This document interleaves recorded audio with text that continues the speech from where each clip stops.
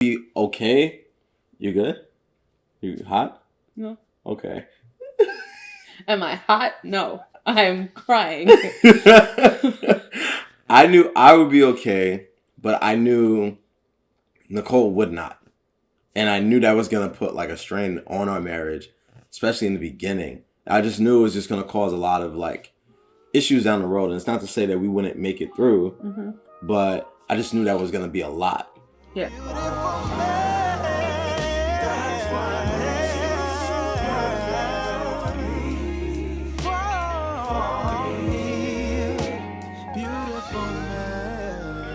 And we are back.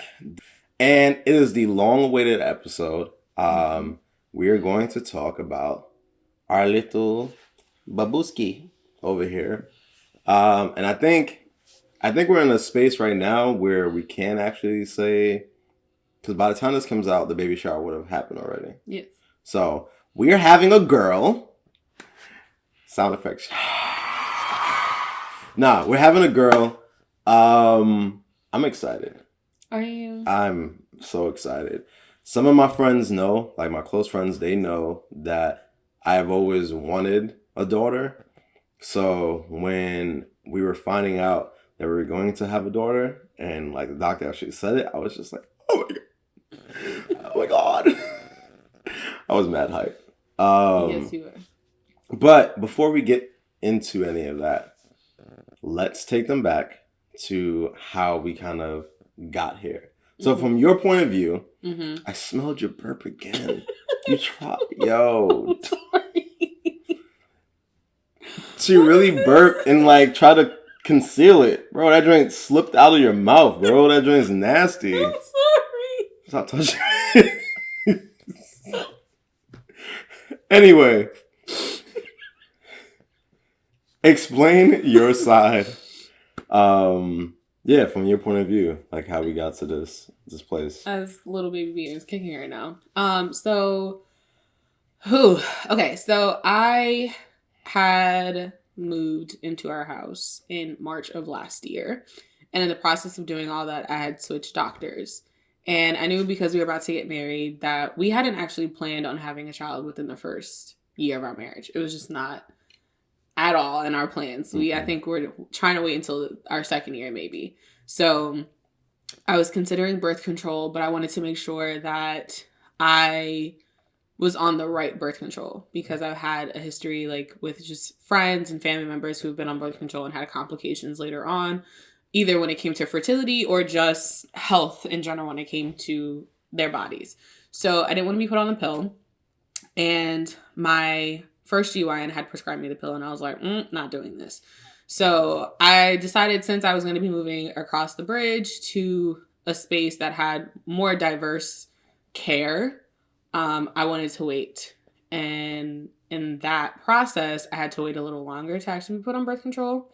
So my appointment for my non-hormonal IUD was after we got married. So after we were already sexually active. And I remember my GYN telling me like, hey, if you're trying to wait to have a baby, you and your husband need to use condoms right now. And that just was not an option. So we're all dogging it. So, yeah, like we were still very, like that was also the time where we were very, very active in our marriage. And yeah, like I was also one of those women that like I kept track of my biological clock, like as far as like when I was going to have my cycle. But I was also traveling, like we were visiting family. There was a lot happening at that time. So my little clock kind of messed up. And the day that I was scheduled to go for my procedure to get my IUD inserted, I had to take a pregnancy test. Because if you go to the doctor, you get the IUD inserted, and you are pregnant, you automatically miscarry. So they tell you like, hey, you got to take 2 pregnancy tests at least before you come in. I was like, okay. And I just felt like that day, because I was late as well. I was like a few days late. And normally that's normal for me, but for some reason, this didn't feel normal. This didn't feel like normal late. And I was so, like, sad. Like, I was just like, oh, my God. Like, I can't be pregnant right now. So I go to the pharmacy, get a pregnancy test. First one's a bust. And then the second one, I went, actually told Neil, like, hey, I'm going to go get a pregnancy test. Mm-hmm. So he was in the bathroom with me. We were in our first floor bathroom. And he's with me while I'm peeing on the stick. And since the first one was a bust, he was like, okay, you're going to pee in the cup this time. So I peed in the cup the second time. And he put the stick inside and gave me the stick. And within seconds, not even seconds, like milliseconds, we found out we were pregnant. And I was distraught. Like, completely distraught. What was the first thing I said? First of all, she's telling the very sugary side of No, it. I'm not. For those that require details and love details like me, bruh, I had just came home from work. Oh, yeah.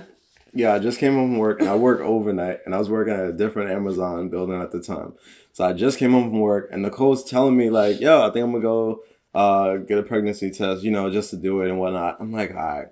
She's not pregnant. Like, it's not... I didn't even know that's what you were thinking. You never told me that. I was like, yo, she's not pregnant. She's just a couple days late. It's whatever. So she tells me she goes. I remember taking a nap for like a quick second. You came back. And I'm like, all right. We go downstairs. Like she said, first one was a dub. So I'm like, all right, cool. So I think we both were relieved at that moment where it's just like, all right, it's not happening. We're safe. We're good. And then we took the second one. Because you realized the first one actually had a discrepancy on it. And I was like, oh. Yeah, we couldn't really tell. I was like, Because you read the directions. Reading is fundamental. It is. So we dipped it in there and whatnot. And we're waiting for a minute, and it's like, nothing's happening. And mind you, Nicole is exactly right here. I'm faced in this direction right here. So I'm looking, I'm like, I don't understand why this thing ain't working. Like, you were looking at the first one. I was looking at the second one. I'm like, oh no, I was looking at the box. I'm like, oh yeah. I'm like, yo, we did it right.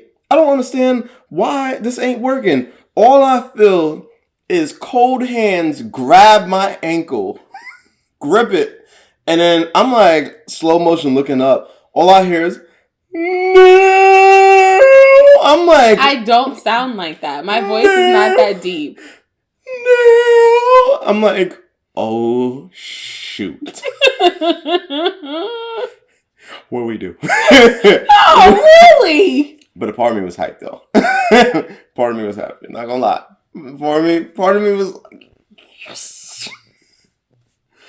I'll say this. I did not want to have a child this soon in our marriage. I wanted to enjoy a little bit more. But I also knew that I really wanted to be a dad. Right? Mm-hmm. And I also knew I felt her kick. But I also knew that you did not want to. Yeah. Nicole was crying as if somebody died. As if a close relative just died and she just found out. Not even just found out. She's holding the body in her hand. Because something did die. Yeah. And I think that's a part that often isn't talked about when it comes to pregnancy. Especially when it's an unplanned pregnancy. So while, yes, we're married, we both have jobs, we are financially stable. Obviously, we'd want to be somewhere else as far as our finances are concerned. But we can afford a child. But for me, I am very career driven. So even when we were dating and we were talking about marriage, there was still a part of me that was like, do I want to get married this soon? Because I really like my career. And I had reached a place, and I think I talked about this in previous episodes, where I had become so content in my singleness that if I never got married and I never had a kid, I was going to be okay with it because I did enjoy my life. Mm-hmm. I wasn't traveling as much because I couldn't afford to at the time. Journalism does not pay in the first couple of years. But I was still doing things that I enjoyed. I was learning myself. I was taking myself out on dates. I was living a full life. I was dating, but I wasn't dating seriously. Like, I wasn't in a serious relationship. So, yeah, I'd reached this point where those things, if I got them, they would add to my life, but they didn't make my life. Yeah. So when we got married, Even when I met you, like my motto for myself was if he doesn't add to the party that I already have going on here, I don't want him in my party. Mm-hmm. Like, no. So then I realized like Neil added and I didn't want a life without what he added to my life. And so then I was like, okay, marriage and a career, that works. I could do that. We talked about kids a little bit when we first started dating. And it's not that I never wanted kids. It's just that I didn't think it would happen for me this soon. So, yeah, that day, a part of me that was sad and grieving was me grieving, honestly, like my selfishness, if I'm being honest. I was grieving my selfishness and the part of my singleness that was still lingering that I didn't actually check. Mm-hmm. And I was okay not checking it because there was nothing to inconvenience it. So while I was still married to Neil, in that first month, I think I was still very selfish with certain things and still very independent in a bad way. I think you can be dependent on people in a good way and you can be independent in a bad way. It's just, it depends on the circumstances. Of course. But there were certain things that I wasn't dying to myself as much as I should have in that first month. And we even talked about this morning. There's still certain times where I'm very defiant when it comes to my husband and I do not listen. You? No. But like, I think if we weren't having this baby, I think I would be worse and we would definitely need like some kind of marriage mediator. I don't know if I truly agree with that. I don't think you would. Oh, I know myself. No, I hear that. I think everything happens for a reason. For sure. Right? So I think having Nova, and for those that don't know, baby's name is Nova. It's my little baboobly.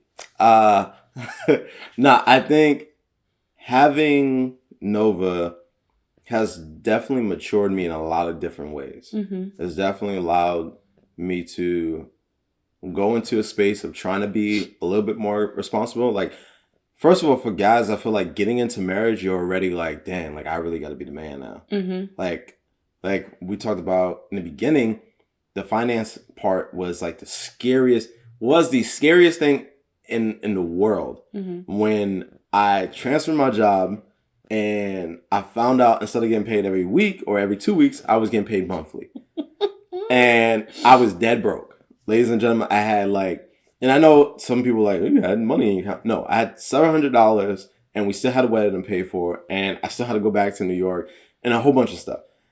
And Nicole was just transferring as well and getting accustomed to everything. And yeah, it was just like, bro, we still got bills we got to pay for. It was a lot. And that for me, I feel like was a catalyst for me to just be like, oh, shoot. Mm-hmm.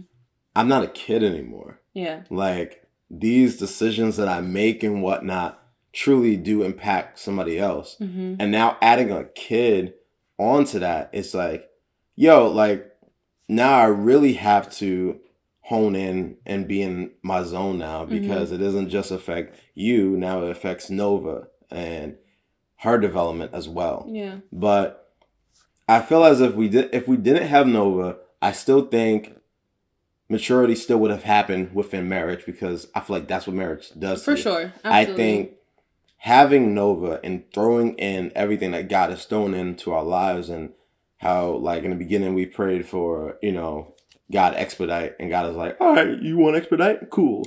I didn't marriage. That way, Lord.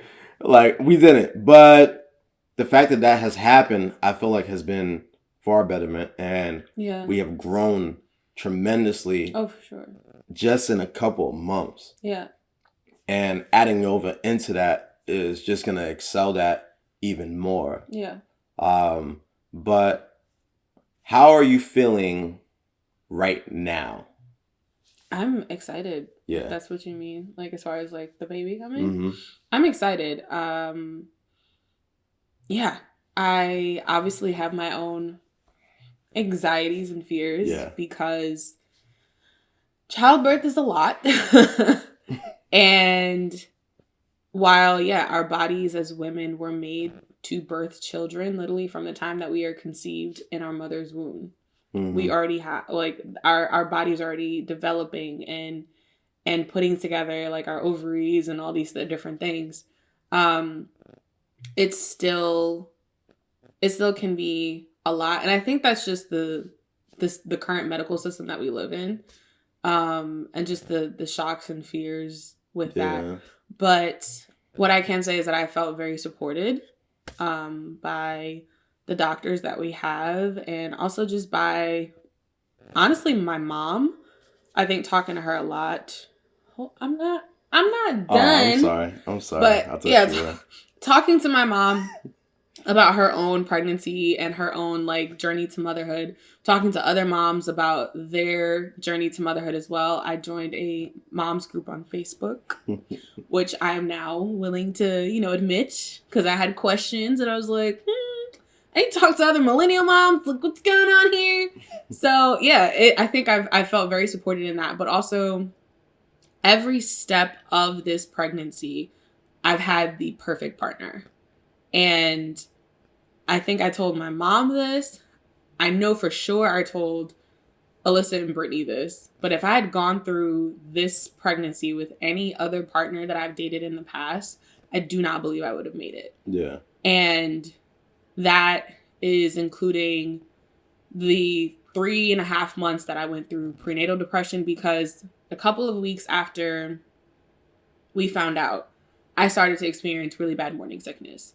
So I don't even want to say like it was a week and a half that passed. I think it was actually like we went to a party on that Saturday.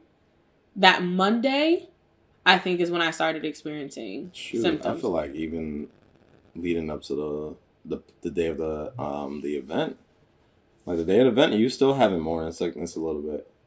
Possibly. Yeah. So yeah, it kicked in like really soon, and it seemed like as soon as it kicked in, it got worse. Mm-hmm. And not only was I like not able to keep food down, like even brushing my teeth was like a hard thing because of just the way like my toothbrush, like it moves and whatnot. And then yeah, just the hormonal changes that come with that.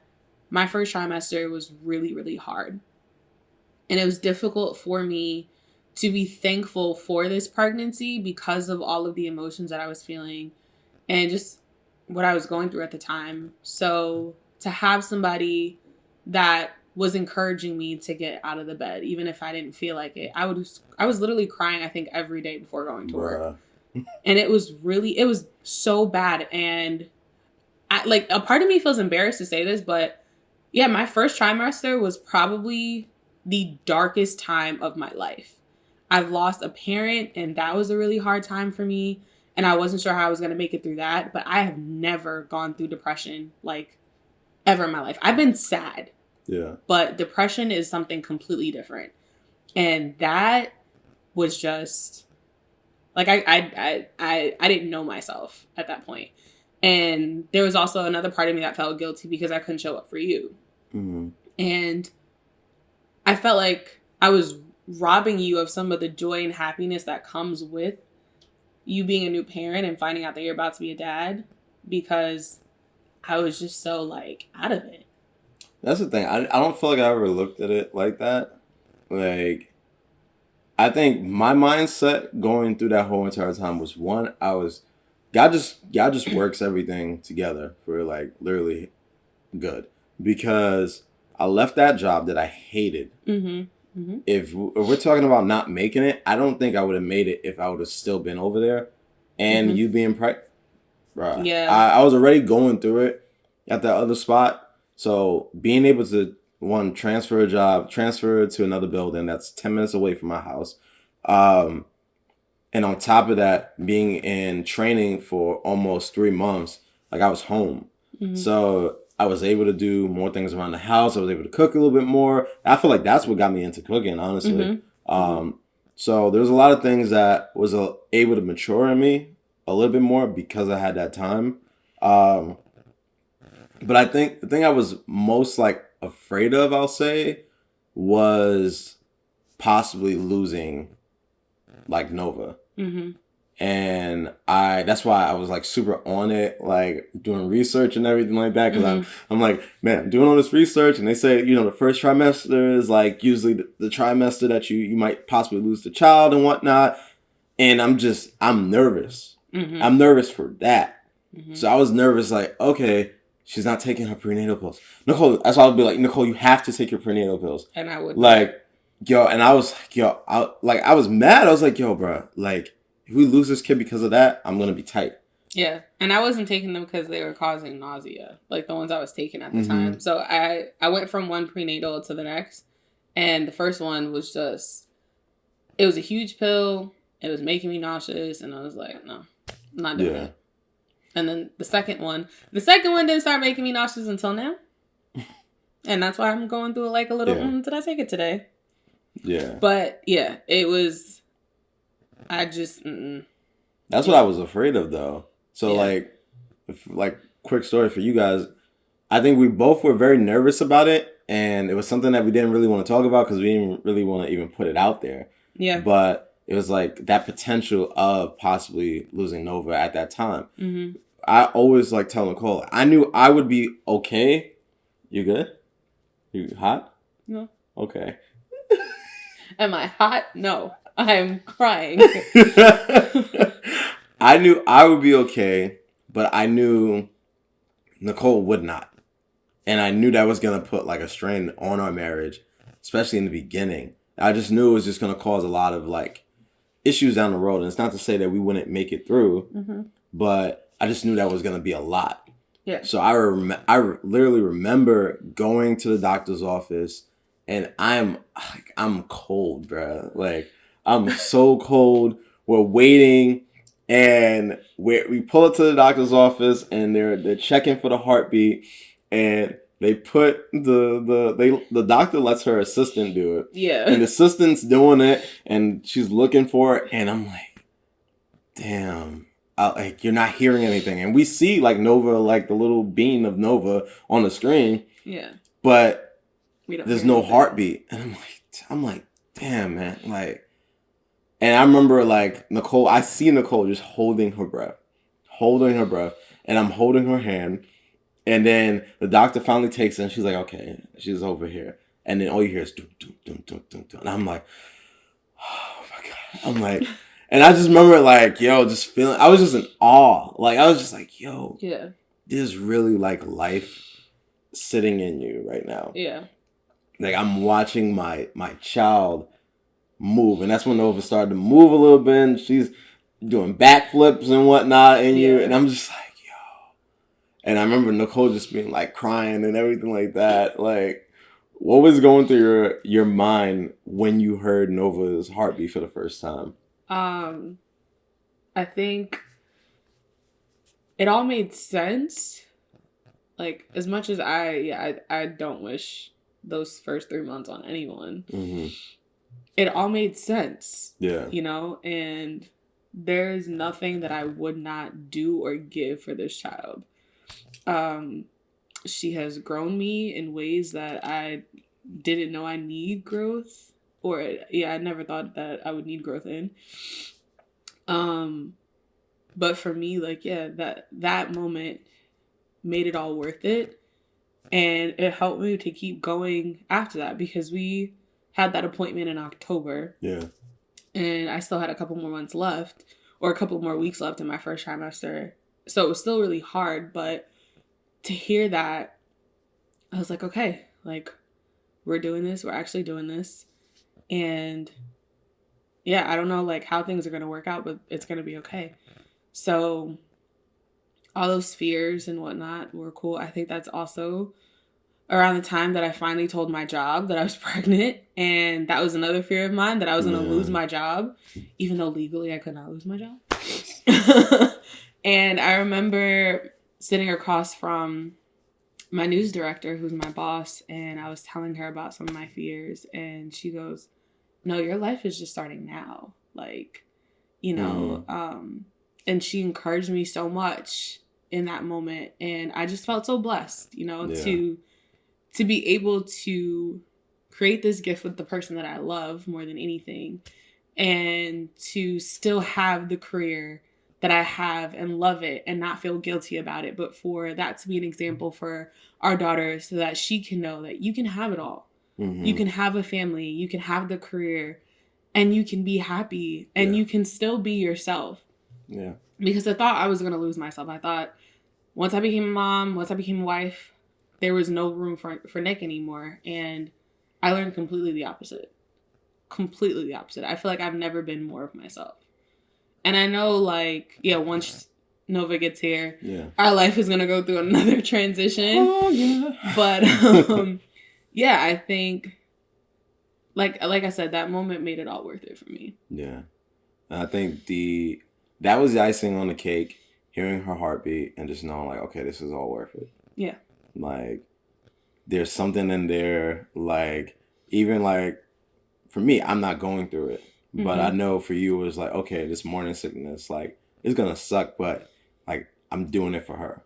Mm-hmm. You know what I mean? And I think the heartbeat was one thing, but just being able to, like, to see her, like, move on the screen and just know that, like, yo, there's actually something there. Yeah. And now, like, because before that was the only evidence we had that she's good. Yeah, I wasn't feeling any movement at the time because she was so small, but now it's like every couple of minutes. Now we like, all right, shorty, we know you there. Like, we know. It's but getting even tight. Those are like, it's a blessing because I just started telling people, like, Nova knows when I'm awake now. Mm-hmm. So I don't even have to move. I open my eyes and she'll kick. And I feel like that's our moment because she can feel when her mama's awake. And I love that, because once she's out, like, she's not, like, we're not going to be as connected. So to know that she's that attached to me, that she's that close to me, that's a lot. Yeah. That's really a lot. I am a mess. Yeah, I didn't think you were going to cry. I didn't think I was going to cry either. Huh. I'm embarrassed. It's fine. Yeah, I honestly believe it's all worth it. And I think the most exciting part for me... Started it? Yeah. Okay. I don't know where the camera cut off, guys. And we'll take this snip out of the podcast actual thing. I'll just ask you the question over again. Okay, so ask me the question. Okay, so you said you looked at me and you asked me if I had any more questions for you. Yeah. So do you have any more questions for me? I do. My last question for you. What do you want our daughter to remember you most for? That's a really deep question. I know. It's just like, in the last year, I've thought a lot about... I blame this on you, too. Because when you proposed, you talked about legacy a lot. Yeah. And for your birthday, that was kind of what I wanted people to talk about in their videos to you, as far as, like, your legacy. Like, what do they know you for? What do they remember you for? Integrity was the number one. He's a very I don't know, integral man, but he's a man of integrity. Integral? I don't even think I used that right, but... You probably didn't. I didn't. Webster.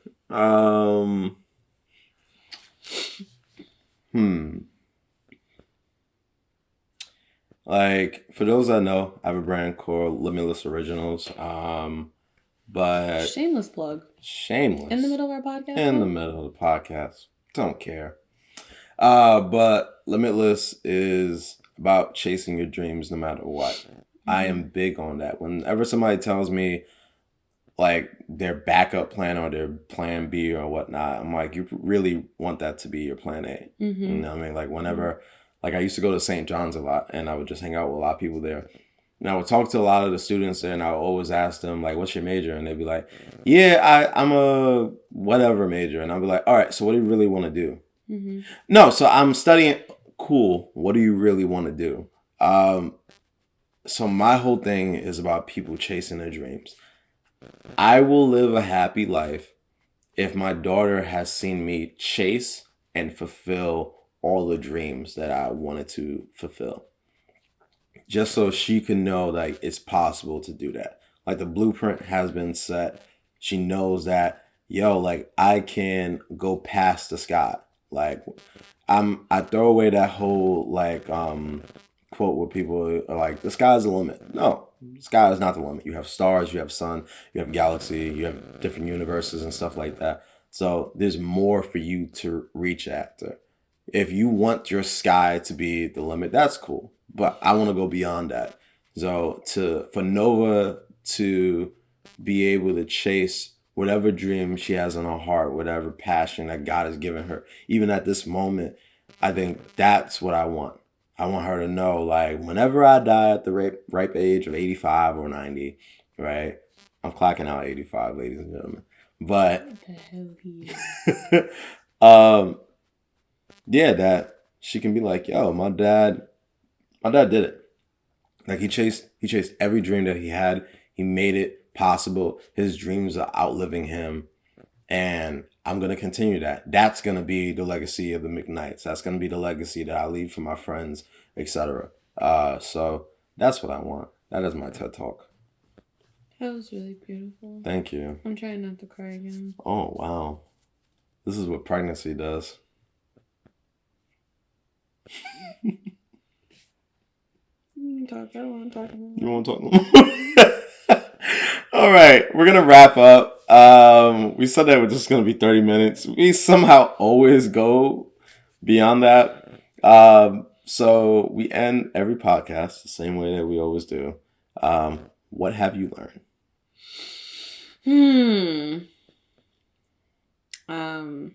A couple of weeks ago, I wrote a blog post on our pregnancy story, and yeah, I called Nova the unexpected blessing, and she really is the unexpected blessing that we needed. Yeah. And what I think I've learned more than anything during this pregnancy is that, yeah, you can plan your whole life, your whole entire life. But when God says it's time, and he will give you what you need to sustain. Literally. There has been no lack in our house. There has been no lack in help that I feel like I've received as far as just like my mental health journey has been concerned. There's been no lack in support from my spouse. God has just really provided. And if that wasn't a testament for me in seasons before, it's definitely been a season for me, a testament for me in this season.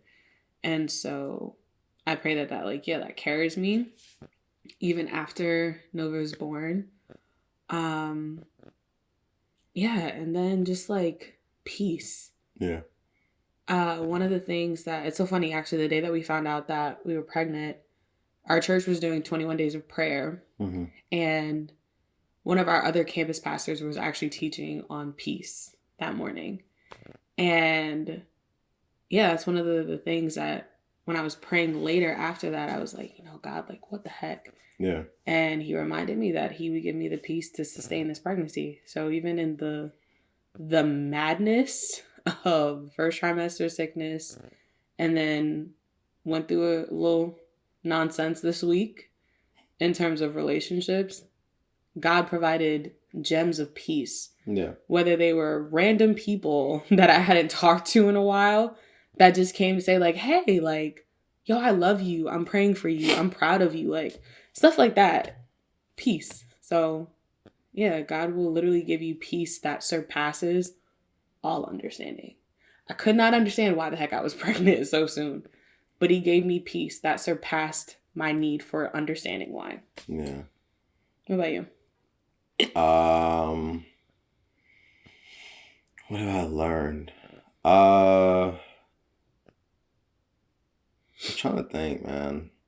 I feel like I learned a lot through this time. I think what you said is real, like, and just reflecting on that, like, yo, we really haven't lacked in any area. You know what I mean? There's never been a time that we haven't had food in our fridge, like our bills have been paid on time every single time. Like, granted, there's a lot of things that we wish we could do better, and I feel like we're slowly getting there.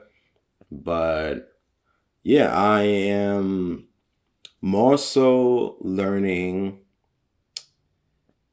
I don't know this time around. Yeah, I don't know this time around, and I think that is okay. I feel like I've learned a lot, and I feel like I'll just put a pin in that. I feel like I've learned a lot through this experience with becoming a father, being a husband, and handling all those different things. And I feel like handling those two right there is making me a better person. Yeah. Is allowing me to reevaluate who I am as a person, the things that I want to happen in my life. Yeah, I think Nova brings.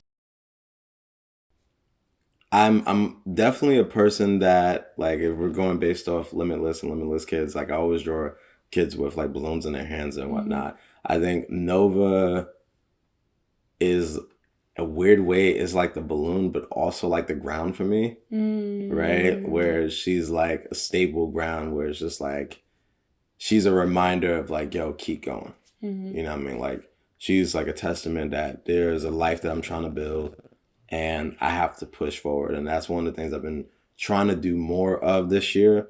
Is by the end, you're crying again. By the end of the, by December 30th, 2022, I would want to have done more this year, and I can look back and just be like, yo, I gave it my all this year. You know what I mean? Like I pushed, and I started to make certain dreams happen. And although I'm not exactly where I want to be, I'm closer than I was last year. And I've set those things in motion. So I feel like even with me saying put a pin in it, that is what I've learned.